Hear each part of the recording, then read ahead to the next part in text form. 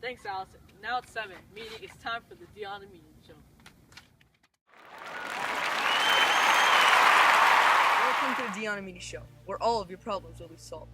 Today, we'll have our guest, Eric, who is here on behalf of Dr. Hillman. Why don't you inform our audience of Dr. Hillman's dilemma? Thank you, Dion. Dr. Hillman's daughter is graduating from college soon, and all she has ever wanted is a Subaru Outback. Nothing too old, reliable, 4-wheel drive for mountain ranges, and clean and something affordable. Dr. Hillman is willing to put $2,000 down. Okay, thanks, Eric. So I understand that she wants to put $2,000 down. Is that correct? Yes, indeed. And I would like to see what is the better deal over time, whether it is a new car or an older car. How much will the payment be and for how long if I want to pay it off at most in 5 years?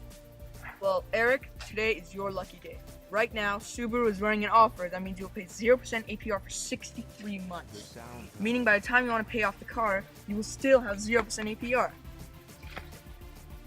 For new Subaru Outback 2.5i, monthly payments will be looking around $392.29, with $2,000 down and 0% APR.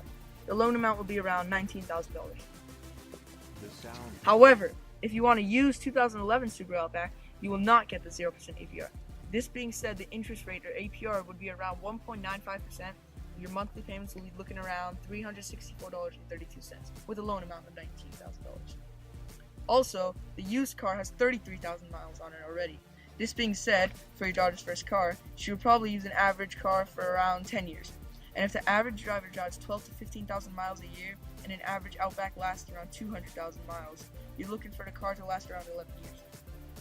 However, if you're looking for a car to travel on the mountains, and because of that, I would go for the new Subaru Outback. Because of 0% APR rates, and it only being 8% more, the Subaru Outback is the better deal.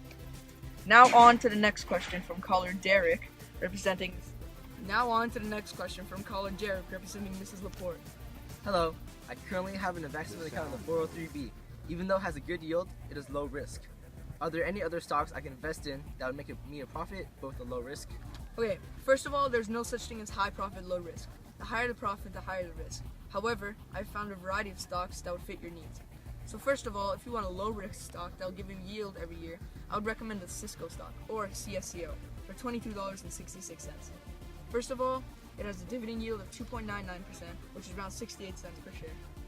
Also, it has a PE ratio of only 12.4, which means that you will get all the money back you invested in 12.4 years, while still making a yield of 3%.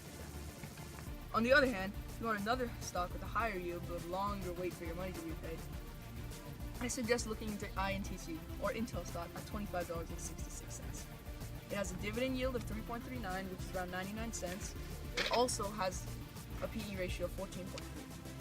Also, the IBM stock, roughly $190, is reported to increase 12% in earnings, with a relatively low beta of 0.66, an EPS of $14.4, and a dividend yield of 3.8%. Also a PE ratio of 13.18. On the other hand, the KMP, Kinder Morgan Energy Partner, offers one share at $81.59. This year alone, the company as a whole is projected to rise 24%, or $3.81 billion over the year earlier, totaled $3.08 billion. Also, 55% of analysts believe this is a stock to buy. Now it is up to you.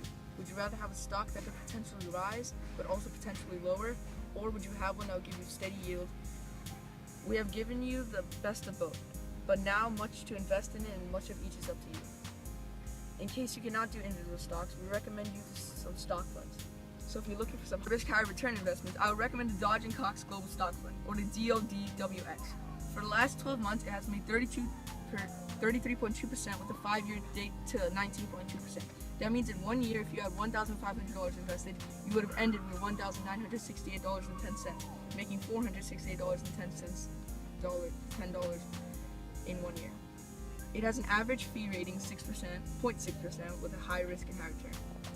In 5 years, you would have $35,000, $360 after fees. Then there's also the Oppenheimer Global Opportunities Fund, or the OPGIX. This fund only has above average fees around 1.21%. In just past 3 months, the stock has risen around 11%. In 1 year, it has grown 40.7%. In 3 years, it is 13.7%. 5 years is 22.8, and 10 years is 11%. If you had invested $1,500 last year, you would have had $2,084.96, making $584.96 in 1 year. In 5 years, you would have $41,380.52. This is Dian and Mini Show. Thank you for watching.